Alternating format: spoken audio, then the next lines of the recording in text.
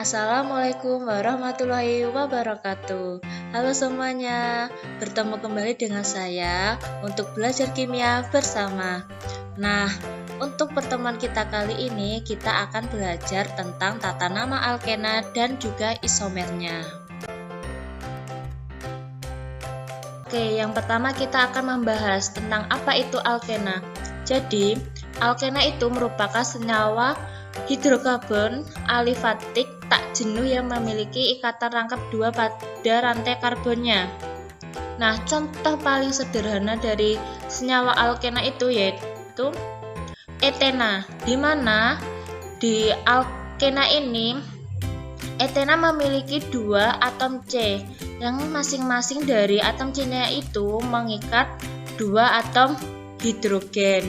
Jadi dalam senyawa etena ini memiliki atom C2 yang mengikat 4 atom hidrogen. Nah, dari contoh etena tadi kita bisa merumuskan bahwa rumus molekul atau rumus umumnya dari alkena itu berupa CnH2n. Sekarang kita langsung masuk pada tata nama alkena. Jika pada senyawa alkana, pada penamaannya itu diakhiri dengan akhiran -ana, maka pada senyawa alkena ini nanti penamaannya diakhiri dengan akhiran -ena. Jadi, kalau di alkana itu namanya etana, maka di alkena namanya etena. Kemudian kalau di alkana propana, maka di alkena menjadi propena dan seterusnya. Nah, untuk gugus alkennya sendiri masih sama dengan alkana kemarin. Jadi meskipun di penamaannya itu diakhiri dengan ena, tapi pada gugus alkel ini tidak ada perubahannya. Sama seperti alkana kemarin, tata nama alkena ini nanti ada dua jenis. Ada dua macam, yaitu tata nama senyawa alkena yang berantai lurus dan tata nama senyawa alkena yang berantai cabang. Kita mulai belajar dulu tentang tata nama alkena pada rantai lurus. Jadi, atom karbon yang berikatan rangkap diberi nomor yang menunjukkan ikatan rangkap tersebut. Penomoran dimulai dari ujung rantai yang paling dekat dengan ikatan rangkapnya. Jadi kalau kemarin alkana itu penomorannya dimulai dari ujung yang paling dekat dengan cabang. Ini nanti di alkena penomorannya itu dimulai dari ujung yang paling dekat dengan rangkapnya. Nah, untuk urutan pemberian namanya ini nanti diawali dengan nomor letak rangkapnya dulu, baru diberi nama rantai utamanya. Kita langsung ke contoh. Apabila kita punya C5H10, yang pertama kita menggambarkan strukturnya, karena ini rantai lurus, berarti ini nanti strukturnya lurus. Kemudian kita menentukan penomorannya itu mulai dari sebelah kiri atau sebelah kanan. Sesuai dengan penjelasan yang di atas ini tadi, pemberian nomor itu dimulai dari rantai yang paling dekat dengan ikatan rangkapnya. Kalau kita dari sebelah kanan, ini nanti rangkapnya akan berada pada nomor 3. 1, 2, 3. Sedangkan kalau kita mulai dari sebelah kiri, maka posisi rangkapnya akan berada di nomor 1, 2. Jadi, ini nanti penomorannya akan dimulai dari sebelah kiri. Seperti ini. Nah, yang terakhir kita tinggal memberikan namanya. Sesuai dengan keterangan nomor letak rangkapnya dulu, baru nama rantai utamanya. Jadi, ini nanti akan memiliki nama 2 pentena.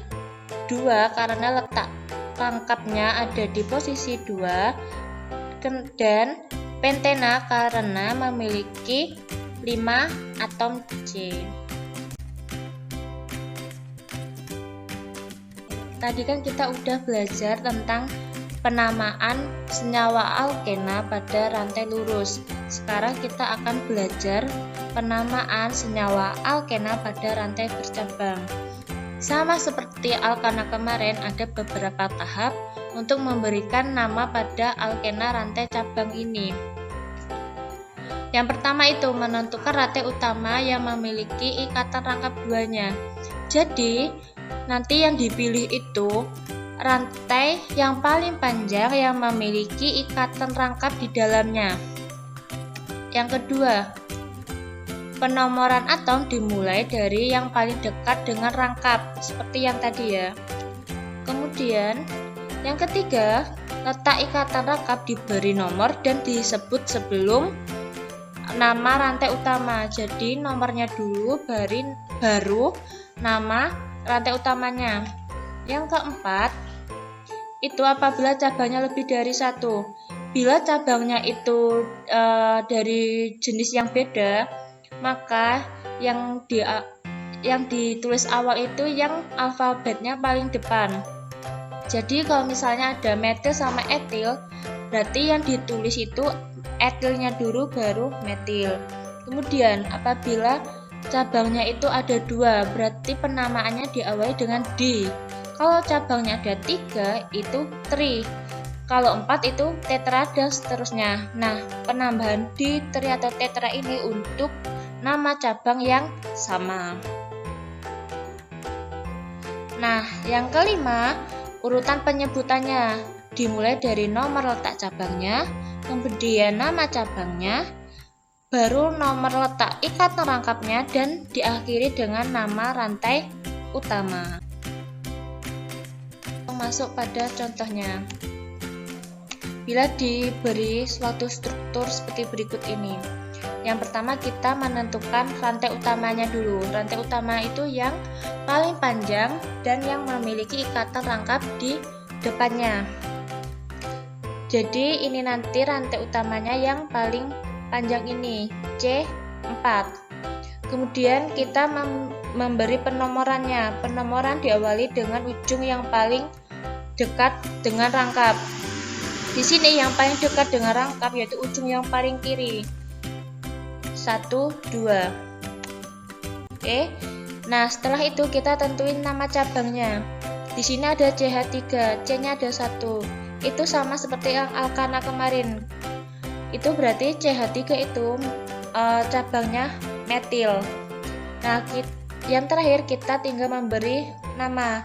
Urutannya itu nomor dari cabangnya, berarti 2. Kemudian nama cabangnya 2 metil. Nah, kemudian nomor dari posisi rangkapnya.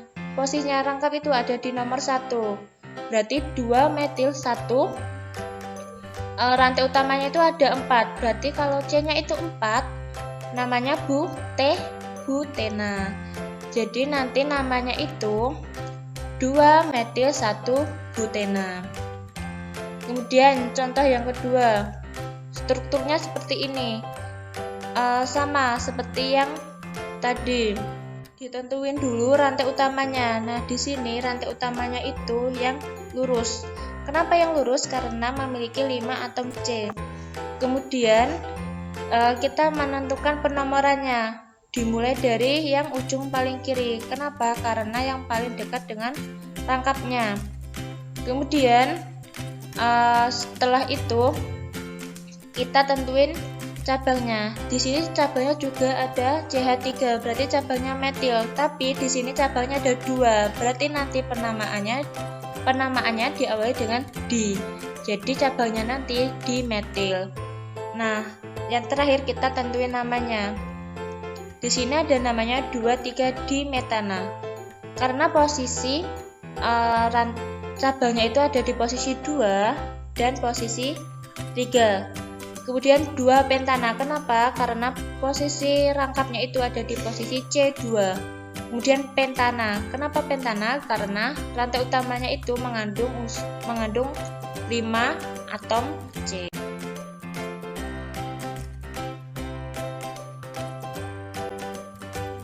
Oke, tadi kan kita udah belajar tentang penamaan senyawa alkena. Sekarang kita akan belajar tentang isomer alkena. Nah, di sini nanti kita akan belajar tentang isomer posisi dan isomer geometri. Kita bahas satu-satu. Yang pertama itu isomer posisi, yaitu senyawa yang memiliki rumus molekul sama tetapi memiliki letak posisi rangka yang berbeda. Kalau di alkena kemarin itu yang berbeda itu letak posisi cabangnya. Kalau yang di alkena ini nanti yang berbeda itu posisi letak rangkapnya. Nah, langsung ke contoh. Misal kita punya C5H10. Yang pertama berarti kan kita bikin yang paling mudah dulu, yang rantainya lurus. Seperti ini. Nah, posisi rangkapnya itu berada di nomor 1. Berarti ini nanti kalau diberi nama menjadi 1 pentena.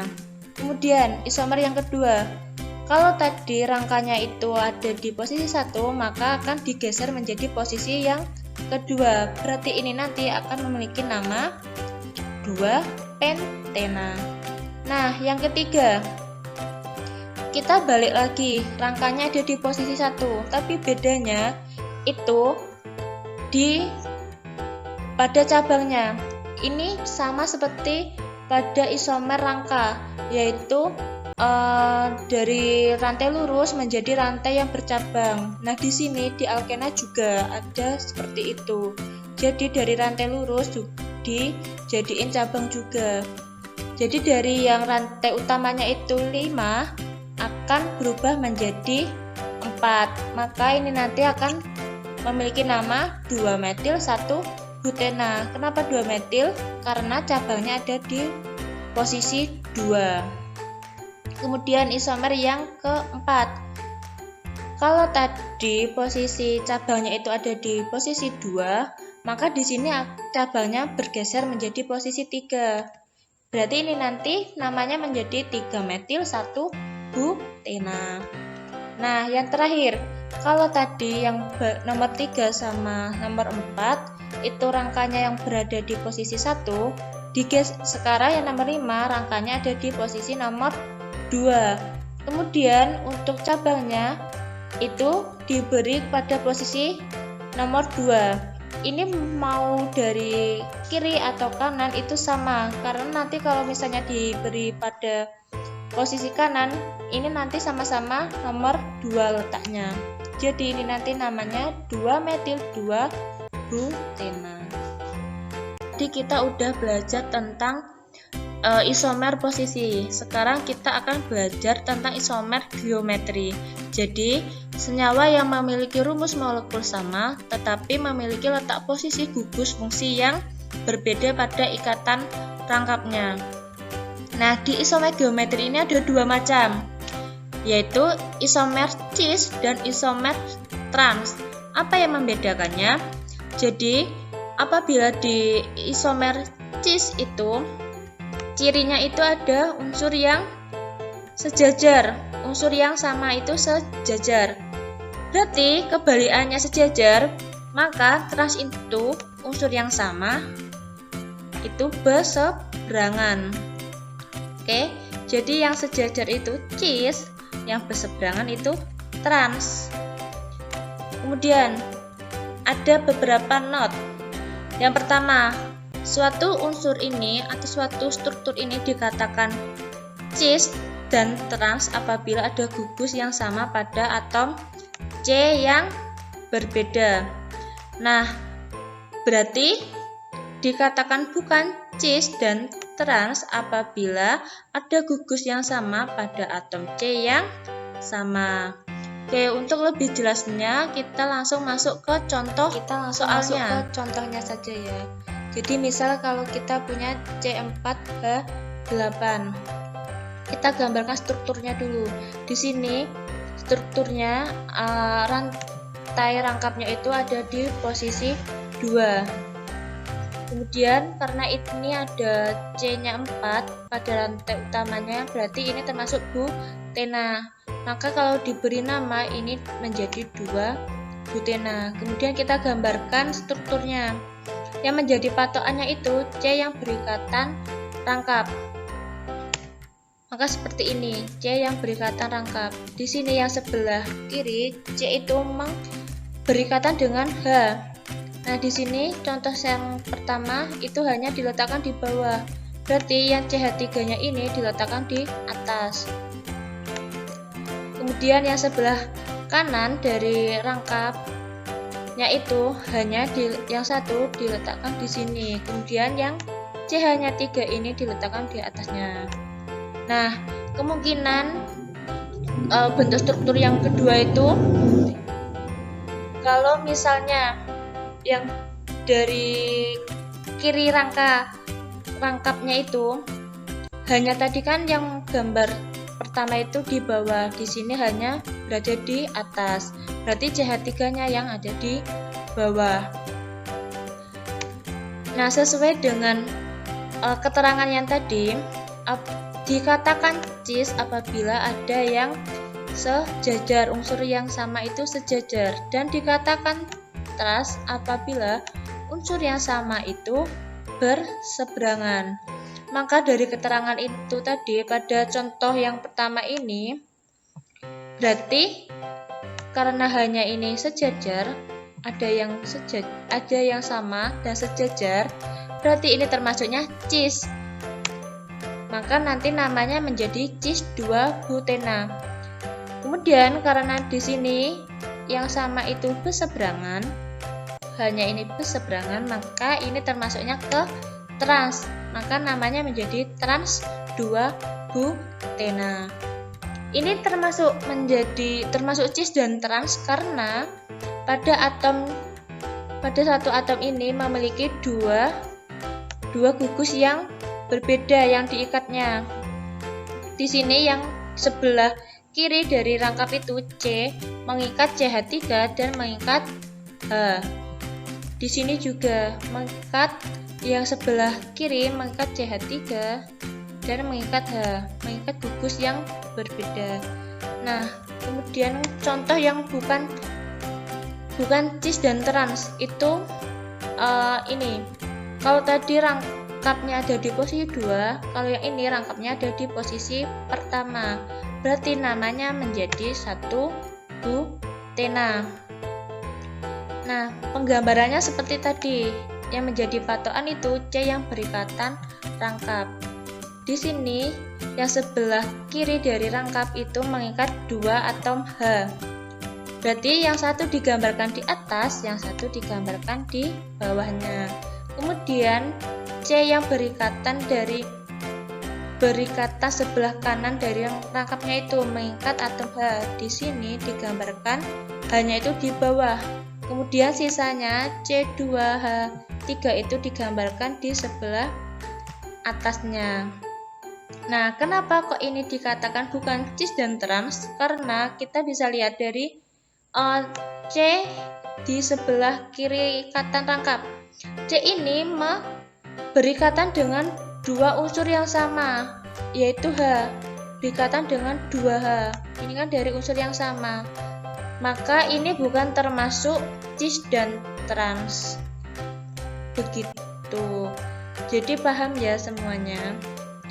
Kenapa kok bisa dikatakan cis dan trans dan kenapa bisa dikatakan bukan cis dan trans. Jadi kita lihat C itu mengikat dua atom yang sama atau yang berbeda. Kalau C itu mengikat dua atom yang sama, berarti itu bukan cis dan trans. Tapi kalau C itu mengikat dua gugus yang berbeda, berarti itu termasuk cis dan trans. Mudah bukan memberikan nama senyawa alkena dan menentukan isomer alkena.